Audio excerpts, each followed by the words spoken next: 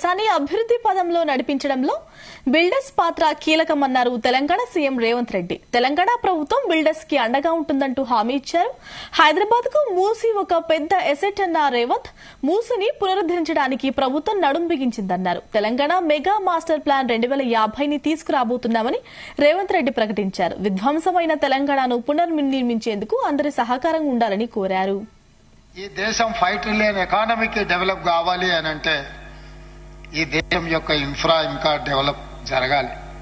వాటికి కావలసిన మౌలిక వసతులను కల్పించాల్సిన బాధ్యత రాష్ట్ర కేంద్ర ప్రభుత్వాలది.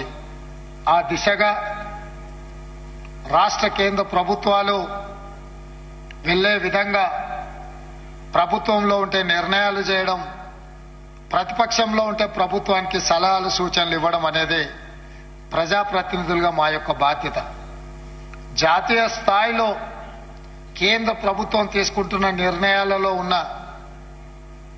లోపాలను సరిచేయడము, సలహాలు ఇవ్వడము, అవసరమైతే ఆ ప్రభుత్వం తీసుకుంటున్న నిర్ణయాలు మీకు అందరికీ నష్టం జరిగితే వాటి మీద పోరాటం చేసే బాధ్యత మా పార్టీ కాంగ్రెస్ పార్టీ తీసుకుంటుంది. ఈ రాష్ట్రంలో జరుగుతున్న పరిణామాలను దృష్టిలో పెట్టుకొని నిరంతరం పోరాటం చేయడంతో మీరందరూ అండగా నిలబడి రాష్ట్రంలో కాంగ్రెస్ను అధికారంలోకి తీసుకొచ్చి మా ప్రభుత్వాన్ని ఏర్పాటు చేయడంలో మీ వంతు పాత్ర ప్రత్యక్షంగా పరోక్షంగా ఉన్నది అని చెప్పి నేను ఈ సందర్భంగా మనస్ఫూర్తిగా తెలియజేస్తున్నాను.